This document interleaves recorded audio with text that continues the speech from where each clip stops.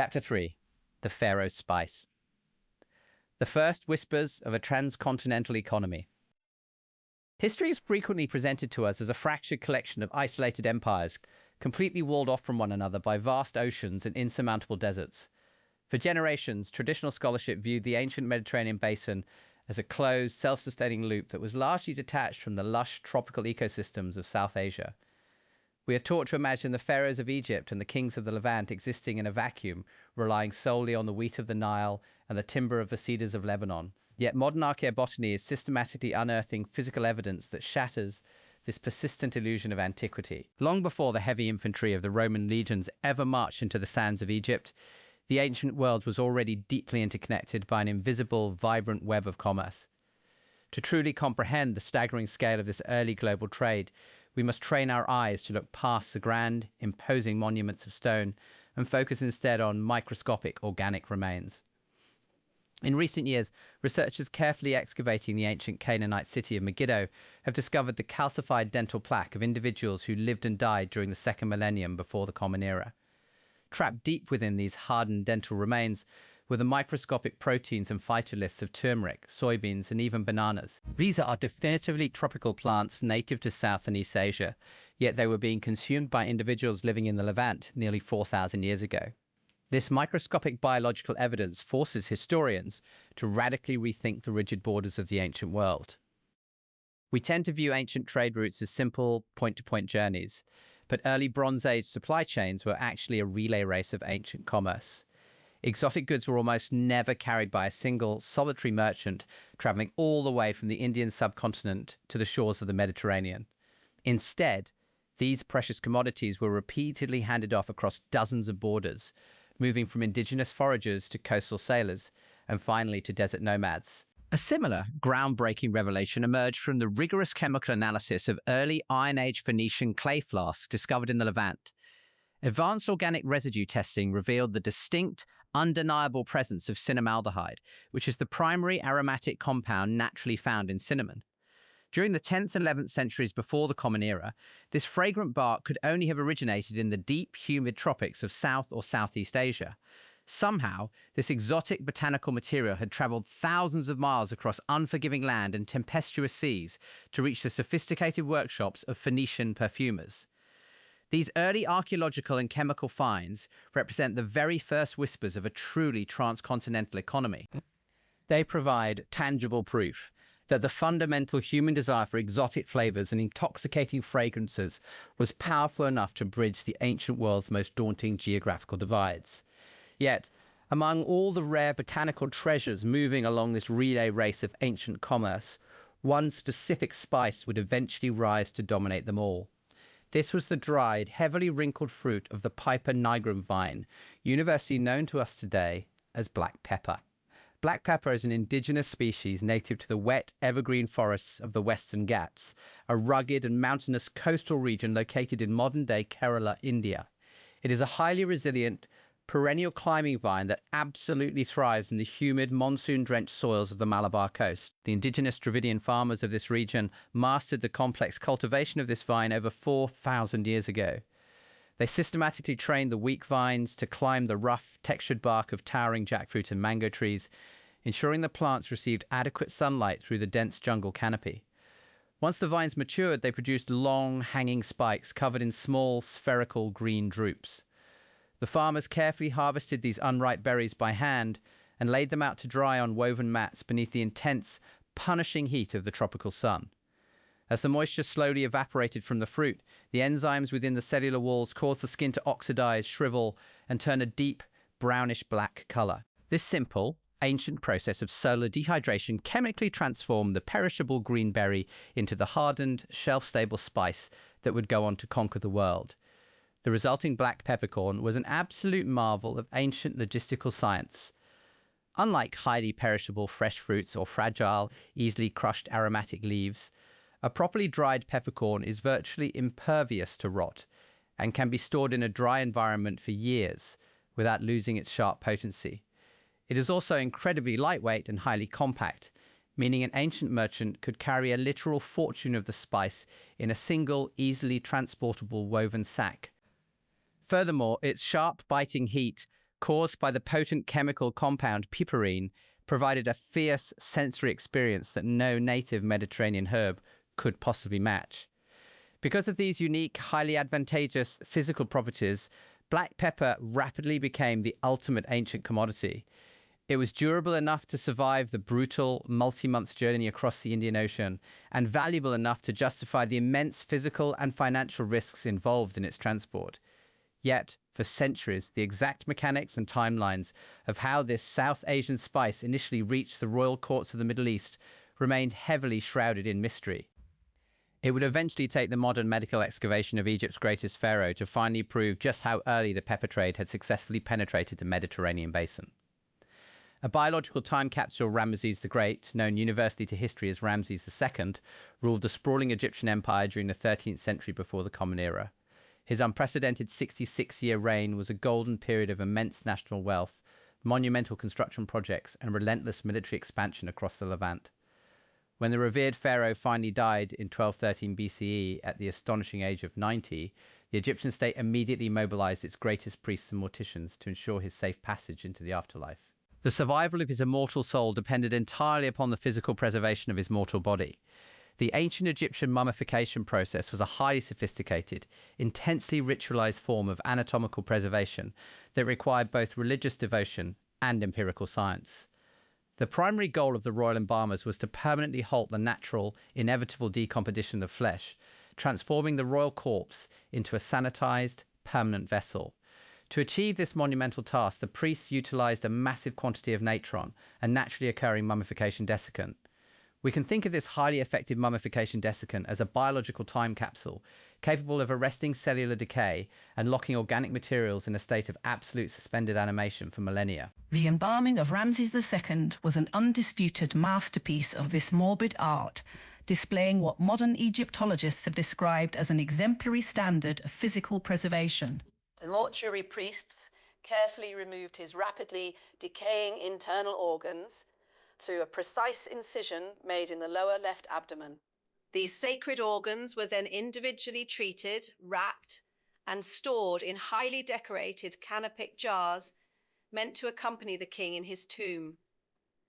To extract the brain, the embalmers drove a long, hooked metal rod through the nasal cavity, systematically liquefying the delicate tissue and draining it out through the nostrils. This brutal, highly invasive process of excerebration often resulted in the complete collapse of the delicate cartilage of the nose, forever altering the facial features of the deceased.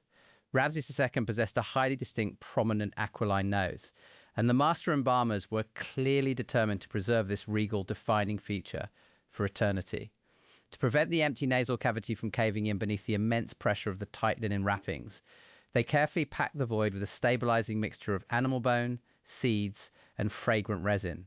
They also thoroughly stuffed the empty abdominal cavity with linen and various botanical materials before finally sewing the surgical incision shut. The fully prepared pharaoh was then buried with immense pomp and circumstance in his grand tomb within the Valley of the Kings.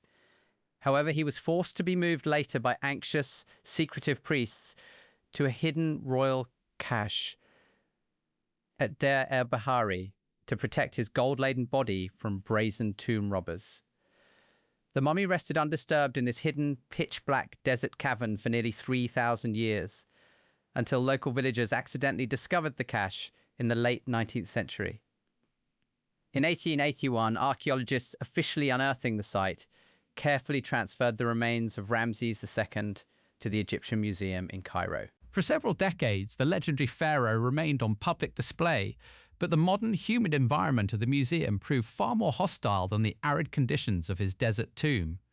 By the early 1970s, horrified curators noticed that a rapidly spreading, aggressive fungal infection was threatening to completely consume the ancient flesh. In 1976, the Egyptian government made the unprecedented decision to send the fragile mummy of Ramses II to Paris for emergency conservation and rigorous scientific analysis. The pharaoh was famously issued a modern Egyptian passport listing his occupation as king deceased, and was received in France with full, formal military honors. A highly specialized multidisciplinary team of scientists led by the French physician Maurice Bucaille and the renowned archaeologists Lionel Balout and Colette Roubaix immediately set to work on the deteriorating monarch. They utilized cutting-edge X-rays, detailed endoscopy, and advanced CT scans to study the internal structure of the deteriorating remains without causing further physical damage. During this exhaustive medical examination, the researchers began meticulously investigating the specific organic materials the ancient embalmers had originally used to pack the pharaoh's body. An expert archaeobotanist named Christian Desroches-Noblecourt, working alongside a researcher named Madame Plou, painstakingly analyzed the tiny fragments of matter extracted from the mummy's nasal cavity and lower abdomen. What these scientists discovered under the microscope was entirely unexpected and deeply profound. Lodged deep within the preserved nostrils and the abdominal cavity of Ramses II were the unmistakable, highly characteristic wrinkled spheres of Piper nigrum. These were definitely not local African seeds, nor were they common Mediterranean herbs gathered from the Nile Delta. They were fully intact black peppercorns that had originally been grown, harvested, and dried on the distant Malabar coast of India. This single botanical discovery sent massive, paradigm-shifting shockwaves through the historical and archaeological communities. The physical presence of this specific Asian spice inside a royal mummy dating to 1213 BCE definitively proved that South Asian agricultural products were reaching the Nile Valley during the late Bronze Age. It was physical, undeniable proof of a massive, complex logistical network connecting the Indian Ocean to the Mediterranean basin more than 1,000 years before the Roman Empire even existed. The myth of the isolated ancient Mediterranean was finally and conclusively dispelled by a handful of dried seeds. The Indian peppercorns had clearly been placed inside the pharaoh deliberately as an integral part of the sacred preservation ritual. While ancient Egyptians frequently used many aromatic plants like anise, cumin, and juniper berries to mask the foul odor of decay, black pepper was an incredibly rare, astronomically expensive foreign import. Its specific use in the mummification of the Egyptian state's absolute greatest ruler strongly suggests it was viewed as a substance of immense spiritual value and supernatural power. Furthermore, the piperine compound within the pepper possesses highly effective natural antimicrobial and antifungal properties, meaning the master embalmers may have empirically recognized its true utility in preserving human flesh. Regardless of whether the priests utilized the exotic pepper for its physical shape, its potent chemical properties, or its sheer exorbitant financial cost, the historical implications are simply staggering. A sprawling green vine flowering in the humid, tropical jungles of Kerala produced a small fruit that was carefully harvested, dried, and traded across thousands of miles of churning ocean and scorching desert.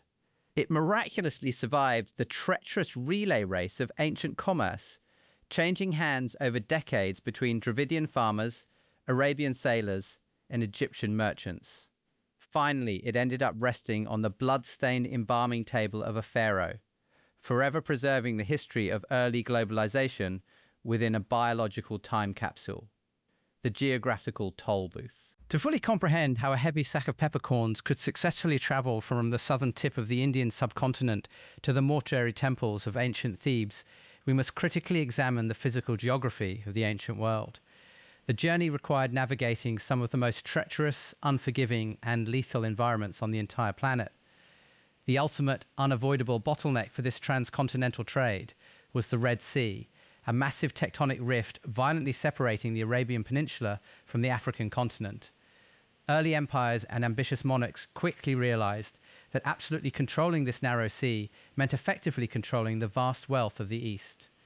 The Red Sea is primarily defined by its extreme geographical isolation and its consistently brutal maritime conditions. The northern half of the elongated sea is plagued by fierce, prevailing northerly winds that made ancient sailing incredibly difficult, slow, and highly dangerous for early square-rigged vessels.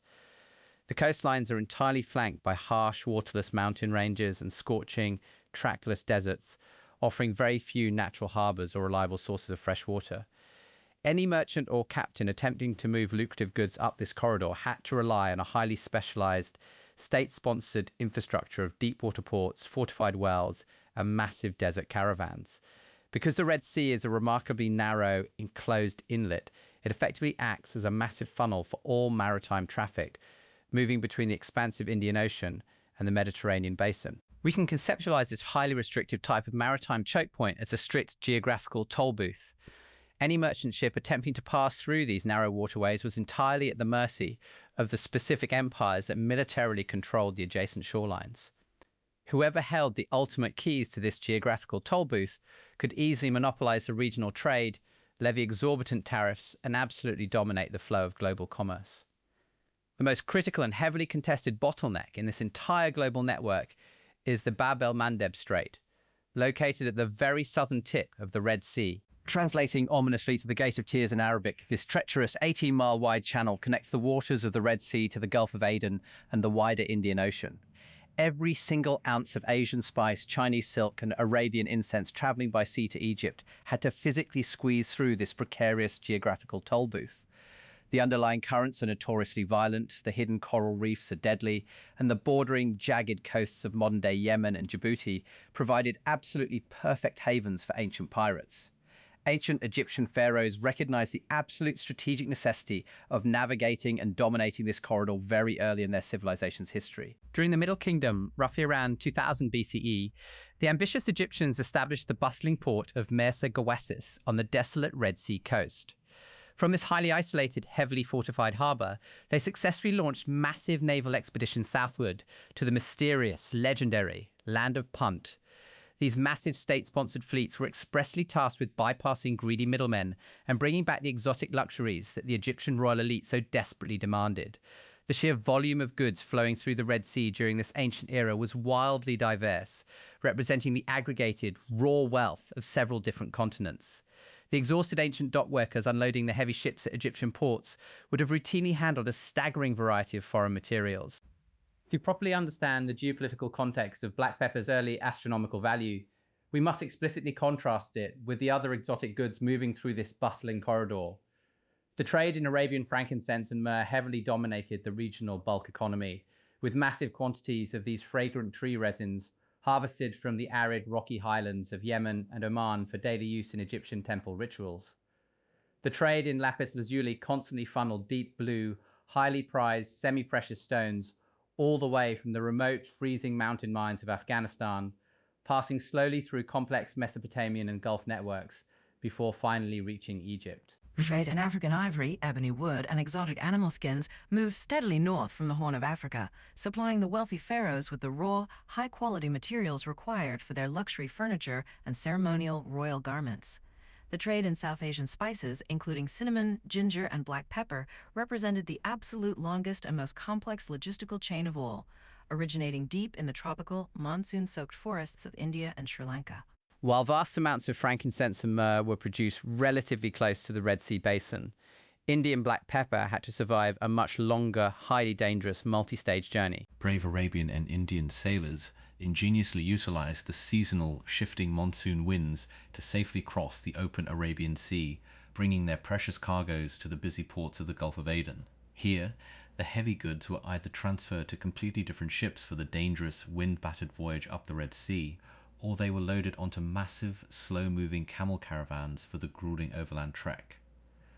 The local southern Arabian kingdoms grew immensely wealthy simply by monopolizing this vital, unavoidable transfer point. As the centuries progressed, new, highly aggressive powers emerged from the desert to dominate the geographical toll booth of the Red Sea. By the 4th century BCE, a fiercely independent, nomadic Arab tribe known as the Nabateans began to assert absolute, uncompromising control over the regional trade routes. From their hidden, deeply defensible rock-cut capital of Petra in modern-day Jordan, the Nabateans brilliantly orchestrated a vast, highly efficient commercial empire. They initially started their maritime careers as aggressive coastal pirates, preying heavily on Ptolemaic Egyptian shipping, before finally realizing that legally managing the trade was far more lucrative than simply raiding it. The Nabateans strictly controlled the long overland incense route that ran parallel to the Red Sea, but they also heavily dominated the maritime corridors. They systematically established key well-defended Red Sea ports, most notably Lutz Combe on the harsh Arabian coast and Isla at the northern tip of the Gulf of Aqaba. By militarily forcing foreign merchant ships to dock only at these specific controlled harbours, the Nabateans could effectively filter all eastern wealth flowing toward the Mediterranean basin. they ruthlessly levied a devastating 25% tax, historically known as the tatati, on all luxury goods passing through their sovereign territory. This exorbitant mandatory taxation meant that by the time a simple sack of Indian black pepper reached the bustling markets of Alexandria or Gaza, its final retail price had completely skyrocketed. The clever Nabateans intentionally obscured the true geographical origins of these spices to rigorously maintain their highly lucrative monopoly. They happily spun wild, terrifying mythological tales to eager foreign buyers, loudly claiming that the spices were heavily guarded by winged serpents and ferocious beasts in inaccessible, deadly valleys. These brilliant mythological fabrications successfully kept the Mediterranean powers completely ignorant of the true, mundane source of the pepper, ensuring the Nabateans remained the undisputed masters of the trade. It was not until the sprawling Roman Empire finally annexed a weakened Egypt in 30 BCE that the ironclad Nabatean monopoly was finally permanently broken. The highly pragmatic Romans, desperate to completely bypass the exorbitant inland Arab taxes, invested heavily in expanding the Egyptian Red Sea ports of Berenike and Myos Hormos. They finally learned how to safely harness the powerful Indian Ocean monsoon winds, sailing massive, heavily armed fleets directly from Egypt to the Malabar coast of India. This direct, aggressive Roman intervention permanently transformed black pepper from a rare, pharaonic curiosity into a massive, bulk staple of the global economy. Excavating the spice routes. To fully appreciate the sweeping historical narrative of the Pharaoh's spice, one must delve deeply into the meticulous, highly rigorous methods of modern field archaeology. The stunning discovery of black pepper within the mummy of Ramses II was absolutely not an isolated freak incident, but rather the dazzling crown jewel in a long, ongoing series of archaeobotanical breakthroughs. Systematically excavating the ancient sand-covered ports of the Red Sea has consistently provided a staggering wealth of physical data regarding the sheer, overwhelming volume of this early transcontinental trade. The dry, hyper-arid, merciless environment of the Egyptian Eastern Desert acts as a perfect natural preservative, flawlessly protecting delicate plant matter from the usual ravages of time, rot, and humidity. When dedicated international archaeologists finally began unearthing the buried ruins of Berenike and Myos Hormos, they found ancient trash middens and deep storage areas completely filled with desiccated, perfectly intact botanical remains. In the port of Berenike alone, ecstatic researchers successfully recovered over 1,600 individual black peppercorns strictly from established Roman-era contexts. These were not highly degraded, charred, or fossilized remnants. They were perfectly preserved, deeply wrinkled black spheres that impressively still retained their original physical structure. Alongside the massive hoards of pepper, excavators found large pieces of Indian teak wood, shattered coconut shells, and imported Asian rice, absolutely confirming the massive, relentless influx of South Asian goods. The miraculous preservation of these fragile artifacts is entirely reliant on the unforgiving, brutal nature of the surrounding desert. Just as the harsh natron packed within the mummy of Ramses II acted as a permanent biological time capsule, the bone-dry sands of the Red Sea coast completely halted the natural bacterial decay of these organic imports. By carefully, painstakingly sifting through the ancient, dusty trash heaps, modern researchers can literally weigh, measure, and quantify the ancient economy.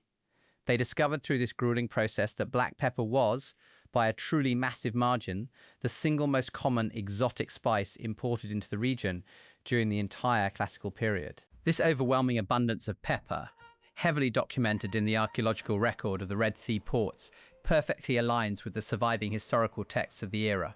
The Periplus of the Erythraean Sea, an incredibly detailed 1st century Greco-Roman sailing manual, explicitly details the incredible, almost unbelievable volumes of pepper being loaded onto heavy Roman ships at the Indian port of Muziris. The manual clearly describes massive ships that were specifically designed and built for the bulk transport of this single, highly lucrative commodity.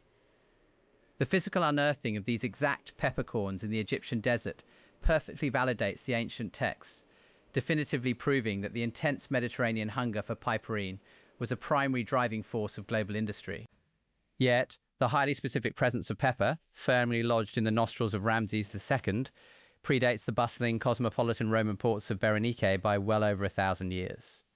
This massive, glaring chronological gap perfectly highlights the distinct difference between sporadic elite Bronze Age acquisition and industrialized bulk Roman trade. During the Bronze Age, the relay race of ancient commerce was agonizingly slow, highly dangerous, and incredibly expensive to maintain. A small handful of peppercorns successfully reaching the grand mortuary temples of Thebes in 1213 BCE was an absolute logistical miracle, representing the absolute extreme limit of human exploration and trade at the time. The highly skilled pharaonic embalmers who carefully handled those precious peppercorns likely had absolutely no idea where the exotic spice truly originated.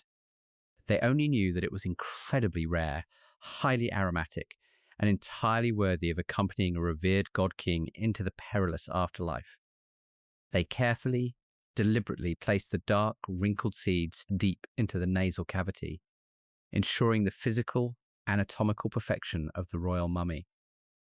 In doing so, they inadvertently yet perfectly preserved the ultimate, irrefutable proof of an ancient, interconnected world, leaving behind a biological time capsule that would patiently wait over 3 millennia to be opened, the legacy of the desert toll booths. The fierce, ongoing geopolitical struggle over the Red Sea bottleneck absolutely did not end with the fall of the Nabateans or the eventual collapse of the Roman Empire. The fundamental, inescapable reality of the geographical toll booth remained a constant, primary driver of violent conflict for countless centuries to come. Because the stark physical landscape of the Bab el-Mandeb and the Red Sea cannot be easily altered or bypassed, every single subsequent empire had to reckon with the exact same maritime choke points. The desperate quest to monopolize the flow of Eastern wealth rapidly became a central, defining feature of global history. In late antiquity, the powerful Christian kingdom of Aksum, located in the highlands of modern-day Ethiopia and Eritrea, rose to global prominence by thoroughly dominating the southern Red Sea. They successfully forged highly lucrative economic alliances with the Byzantine Empire, ensuring that the heavy flow of Indian pepper continued to steadily reach the Mediterranean markets. However, this regional maritime dominance was soon violently challenged by the aggressively expanding Sasanian Persian Empire, which actively sought to totally control the Indian Ocean trade routes and choke off the Byzantine economy.